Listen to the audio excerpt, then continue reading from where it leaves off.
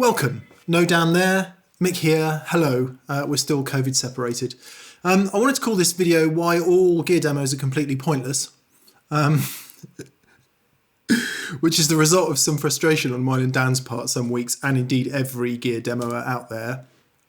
But I realised that was bad on two counts. Number one, it could be something of a Gerald Ratner moment for TPS. If you don't know who he is, look him up. And secondly, it could, be potentially very offensive to a lot of our very dear friends. And we don't want either of those things because, of course, gear demos are very useful, especially in these days of COVID lockdown when you can't go to shops and try stuff. However, I want to pose the question, do you really know what you're hearing in a gear demo?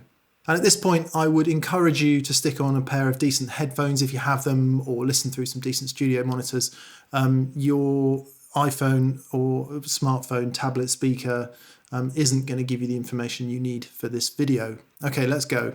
In order to dig into this a little bit, I'm going to take two guitar and amp setups, a Fender Strat into a Fender 65 Deluxe Reverb, and a Gibson Les Paul into a Marshall 1987X, which is a 50-watt plexi reissue and 4x12 cab. The Fender has its own reverb, while the Marshall is getting the lovely benefit of the Chase Bliss Audio CXM 1978, because frankly, I can't be without it. Seems like a pretty reasonable choice of stuff, right? Now, the pedal that we're going to focus on today is, you guessed it, the Klon Centaur. And I've chosen the Klon for a bit of sport, really, because, it's the subject of much internet debate and lots of arguments online, which make me laugh wholeheartedly. It is my favourite overdrive pedal of all time. So why not? For good fun, let's hear the Klon. What you're going to hear next are three sounds from each pedal and amp combination. The pedal is going to stay exactly the same. The guitar is going to stay exactly the same. And I'm going to try my hardest to play something the same, or at least in the same vein. What's going to change are the amp settings and the way I record it. Now everything's going to be completely clear on screen as to what's happening with the aid of some graphics, so let's go.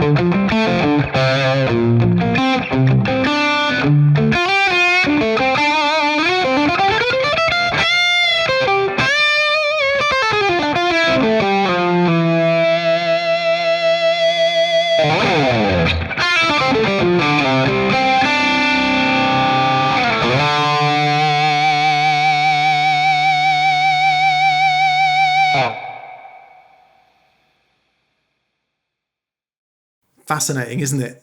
The pedal was set exactly the same for every single sound sample that you heard, and the amp was set exactly the same in the second two. Okay, hold all that in mind, let's move on. For the next sound, I'm going to take just one of those sound samples and I'm going to post-process it in 3 different ways. Some element of post-production obviously happens in every piece of recorded music you've ever heard, and it certainly happens in pretty much every pedal demo you've ever heard. First off, here's the sound with no EQ, no mixing, no anything, just straight into the recording machine.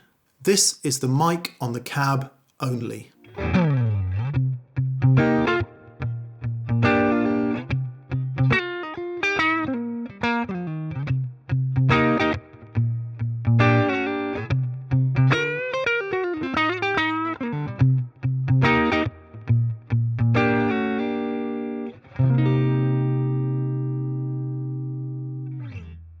Now, as I've come to expect here at TPS Towers in the studio in Shangri-La there, it's a little bit flat sounding, a little bit dead. So here is the kind of corrective EQ that I would normally apply to a cab mic. It's not true for every session we do, but it's certainly the majority. And that would be, because we use Neve 1073 preamp and EQ, it would be a little push at 3.2 kilohertz.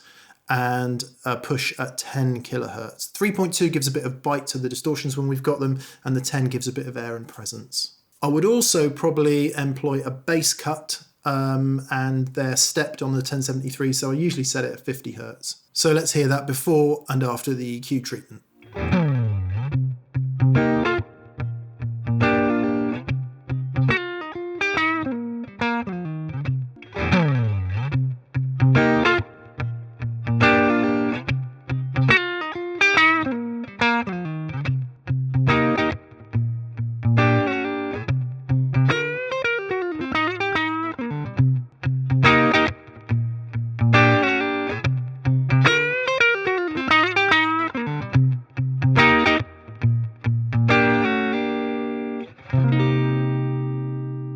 And for those of you who have some sort of ideological opposition to close mic cabs, here's the sound of the room mics only.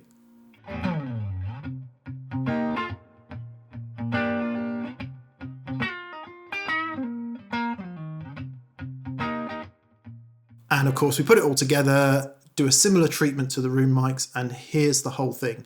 Amp on the cab and the room mics.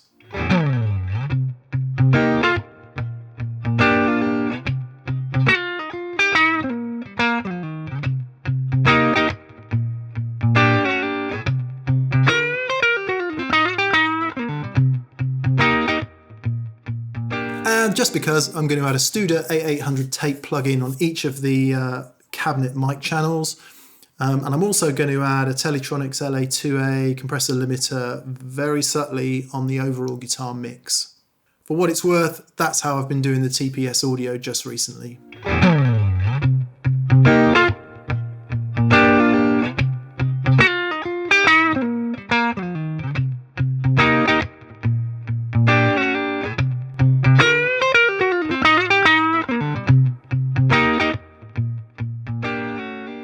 Now, there might be those of you out there who prefer that particular blend of mic or no EQ or whatever.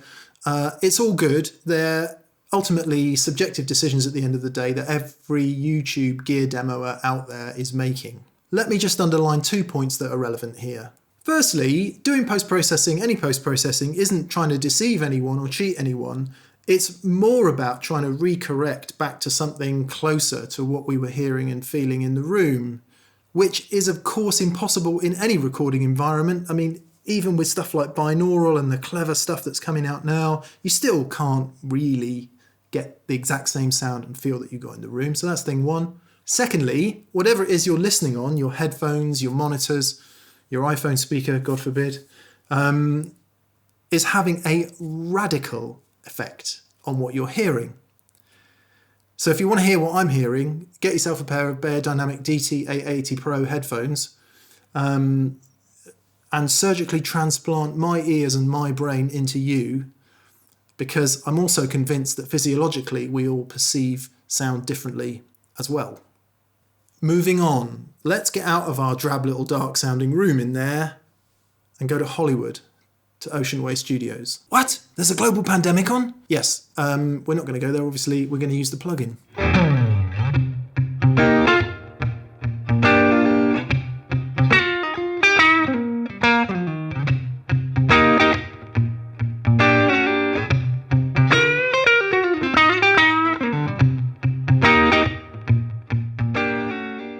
It's nice, isn't it? It's almost like you're there in the room. So to put it in context, here's the sound of the mic on the cab with no post-processing. And at this point, I'm going to ask you, what sounds more like a real guitar sound to you?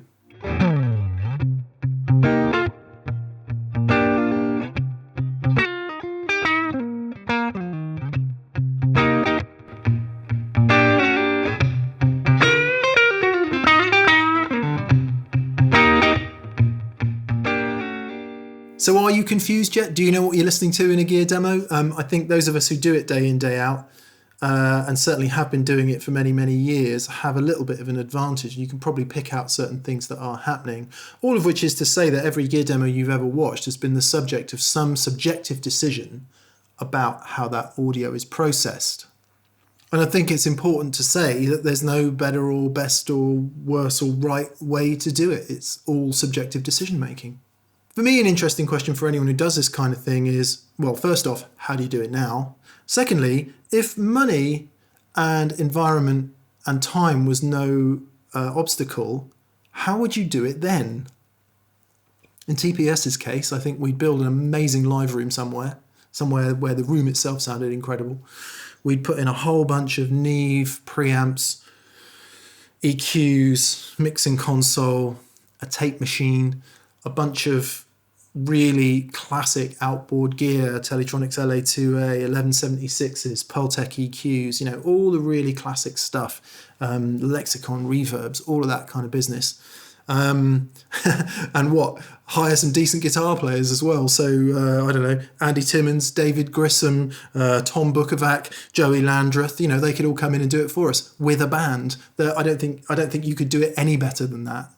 But I have just spent a couple of million quid there. So back down to earth. You've watched my demo. Hands up who likes the Klon Centaur. Hands up who doesn't like the Klon Centaur. Hands up who's got no real idea what the Klon Centaur sounds like as a result of my demo. Now, I think we all each have our own version of the better or best way to do this.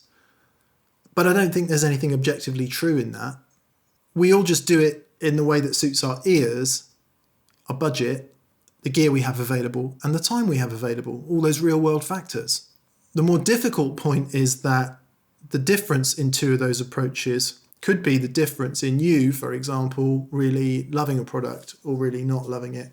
And I know that drives gear manufacturers absolutely crazy day in, day out. So there we are. I'm not sure any of us really know what's going on in a gear demo. And probably what most of us do is cross-reference a bunch. So you might watch, I don't know, Greg Koch or Rabea or Pete Thorne or whoever it is, and cross-reference what you're hearing there.